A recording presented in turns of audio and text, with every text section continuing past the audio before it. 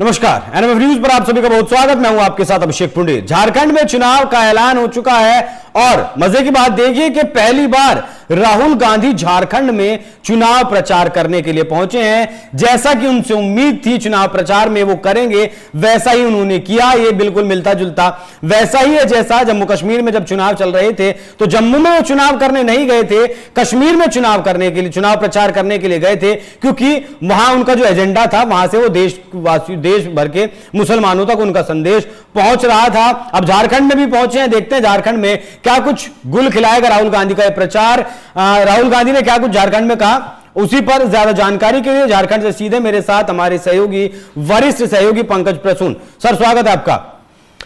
क्या कुछ कह रहे हैं राहुल गांधी? क्या नतीजे बदलने वाले हैं राहुल गांधी के आने से? बहुत।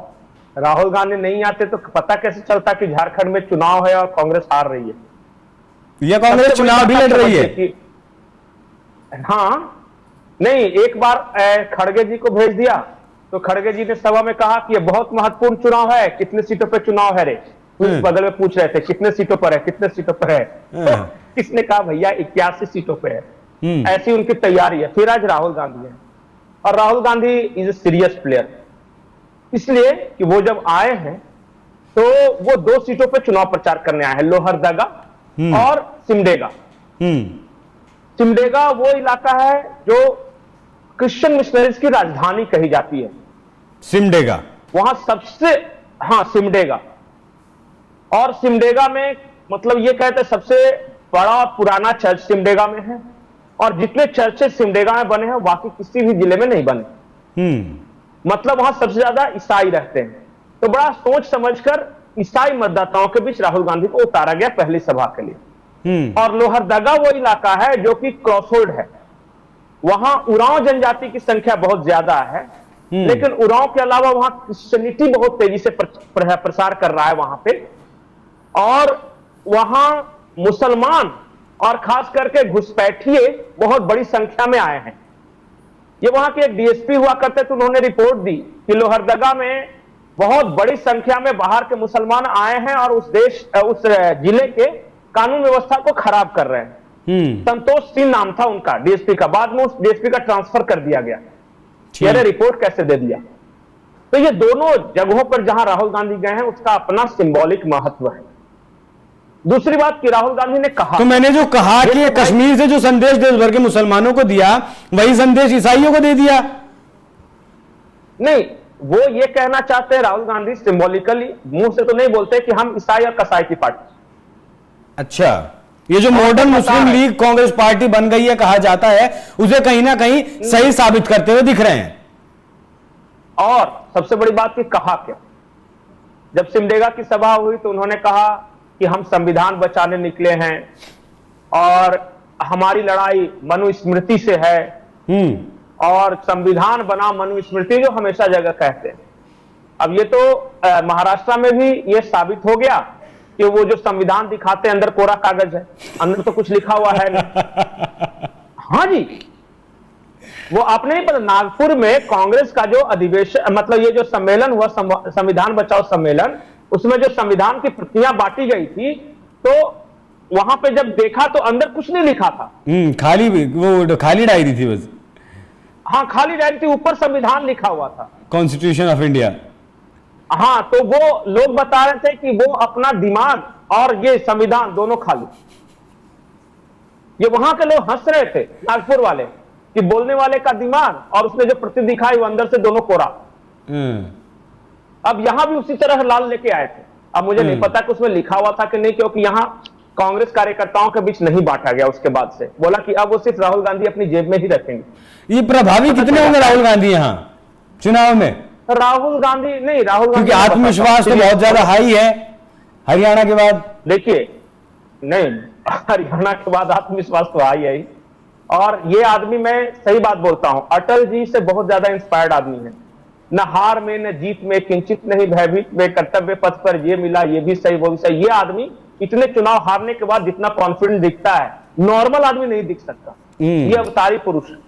क्योंकि आप भी एक एग्जाम फेल करेंगे, दूसरा एग्जाम फेल करेंगे, तीसरा एग्जाम फेल करेंगे, कभी तो बुरा लगेगा, कभी तो आत्मा धिक्कारेगी, कुछ तो होगा। लेकिन इन सब चीजों से परे हट गए हैं। ये हार कर जितना अच्छे से मुस्कुराता है, या फिर 99 सीट लाकर जिस तरह से पार्टी शार्टी जो किया है, वो 241 सीट लाकर बीजेपी वाले दुखी थे। तो ये गजब, मतलब ये बता कि एक्स्ट्राऑर्डिनरी बियॉन्ड मतलब एक्सप्लेनेशन ये आदमी। और यहां आके वो वही बात कर रहे थे कि हमारी लड़ाई, देखिए उस इलाके में ये मनुस्मृति की बात इसलिए कर रहे थे, पता है कि मैंने आपको बताया कि सिमडेगा हो या लोहरदगा हो, वहां पे क्रिश्चियन मिशनरियों ने आम आदिवासियों के मन में ये बात घर कर दिया है कि तुम्हारे हिंदू दुश्मन है, तुम हिंदू हो ही नहीं, जो हम ईसाई है ना, तुम ईसाई और हिंदू एक, मतलब सरना एक है, ईसाई और आदिवासी। और पता है ईसाई और आदिवासी एक है। वो पता है कैसे कहते हैं कि हम तुमसे कन्वर्ट होके यहां, इसलिए हम, मतलब देखिए इनको एज ए क्रिश्चियन के रूप में अल्पसंख्यक का दर्जा भी चाहिए, अल्पसंख्यकों का बेनिफिट भी उठाना है, और आदिवासी बन के एसटी का भी बेनिफिट उठाना है।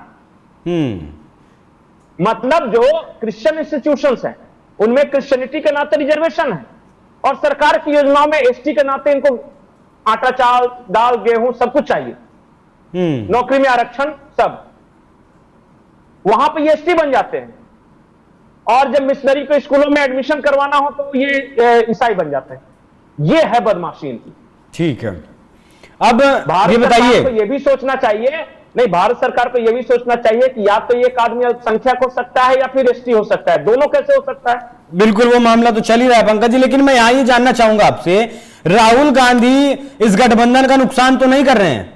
राहुल गांधी कहीं जो हेमंत सोरेन की जमीन है उसे भी तो खराब नहीं कर रहे हैं? नहीं, राहुल गांधी, मैंने बताया ना कि राहुल गांधी को झारखंड के ईसाई लोग आइडल मानते हैं, इस वजह से कि वो भी ईसाई है, हम भी ईसाई। कितने ईसाई हैं झारखंड में? धारणा है 3% के आसपास है। 3%, लेकिन प्रभाव बहुत ज्यादा है। कितनी सीटों पर प्रभावी है? प्रतिशत नहीं, देखिए प्रभावी है या नहीं, उन्होंने जो कि आम आदिवासी हैं, हाँ। उनका माइंड कैप्चर करके रखा है, उनका दबदबा है इनका। जो एसटी के नाम पे सरकारी नौकरियां जो प्राप्त करते हैं, प्राप्त करना चाहिए आदिवासियों को, लेकिन ईसाइयों को ज्यादा मिल जाता है।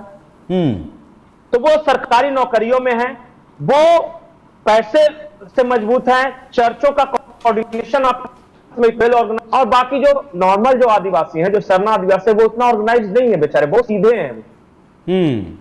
और उनको ये सब बदमाशी करके इनका नेता वो है, एक तरह से मैं आसान शब्द में बताएं तो 70% सरना, जो मैं सिर्फ आदिवासियों की बात कर रहा हूं, आदिवासियों में 70% सरना है, लेकिन उन 70% पे ये 30% ईसाई राज कर रहे हैं। 3%। अब धीरे धीरे, हाँ, कुल जनसंख्या का मैं बोल रहा हूं, कुल जनसंख्या का 3% है, कुल जनसंख्या का 30%। हाँ, आदिवासियों की कुल जनसंख्या का ये 25-30% होंगे आदिवासियों की कुल जनसंख्या, लेकिन राज कर रहे हैं बाकी सब पर भी, क्योंकि की इंपॉर्टेंट पोस्ट पे ये है। इन्होंने एसटी का फायदा उठा उठा के सारे ईसाई भर गए हैं। तो या तो आप एसटी, मैं बार बार जब तक ये चीज नहीं होगा, ठीक है। और इस बार भारतीय जनता पार्टी ने बहुत अच्छी बात कही है, क्या कि इनका एक डिमांड था कि सरना धर्म कोड एक अलग हो। अब तक तर्क ये था कि अगर हम सरना सनातन एक हैं, आखिर आदिवासी भी तो यहाँ हिंदू ही है ना, भगवान राम जी की सेना ही है ना, माता सबरी ही है ना, वो तो हनुमान जी है ना, जो उस वक्त के कॉन्फेशनल से देखेगा। तो ये ईसाई मिशनरियों की साजिश है कि पहले इन्हें हिंदू धर्म से अलग कर देंगे सरना धर्म कोड के नाम पे, और तब जब अलग हो जाएंगे तब वहां से कन्वर्ट करना मुश्किल है, आसान हो जाएगा। ठीक है पंकज जी, एक आखिरी लाइन में कंक्लूड करिएगा कि इस दौरे से क्या निकलेगा 23 तारीख को, एक लाइन में। राहुल गांधी के दौरे से ही निकलेगा कि सिमडेगा में सबसे पहला प्रचार किया, सिमडेगा सबसे पहले हारेगी कांग्रेस, जो ग्राउंड रिपोर्ट है। जहां प्रचार में टफ कंपटीशन नहीं, लोहरदगा में टफ कंपटीशन, लेकिन वहां रामेश्वर उरांव अपने दम पे जीतेंगे, राहुल गांधी का बहुत ज्यादा असर नहीं। और कोई दौरे है राहुल गांधी के झारखंड में नहीं, या खत्म हो गया बस? नहीं बचे अभी, करेंगे पहले। अभी जैसे कि फर्स्ट फेज में 2 सीटें हो गई, अब सेकंड फेज में उधर जाएंगे, वो वहां संथाल तरफ देखेंगे कि कौन आदिवासी बहुल या मुस्लिम बहुल इलाका है जहां पे मैं प्रचार कर सकता हूं। ठीक है, बहुत बहुत धन्यवाद पंकज जी ये झारखंड के बारे में जानकारी देने के लिए। एक तरफ योगी आदित्यनाथ है जो हरियाणा में जहां जहां गए वहां जीत पर मोहर लगी, दूसरी तरफ झारखंड में लगातार उनकी मांग है, और दूसरी तरफ कांग्रेस पार्टी जिनके नेताओं को यह पूछना पड़ता है कि हम कितनी सीटों पर चुनाव लड़ रहे हैं और कितनी सीटें इस राज्य में हैं। तो यही फर्क है बीजेपी में और पार्टियों में, यही फर्क है कि वो 5 के 5 साल चुनावी मोड में रहते हैं। चुनाव भले ही कभी भी हो, नतीजे क्या कुछ आएंगे वो 23 तारीख को पता चलेगा। लेकिन जैसा कि पंकज जी ने कहा कि जहां सबसे पहले प्रचार किया वही सीट सबसे पहले कांग्रेस पार्टी हारने वाली है। पंकज जी एक बार भी धन्यवाद आपका। दर्शकों चर्चा कैसी लगी कमेंट कर जरूर बताइएगा। नमस्कार।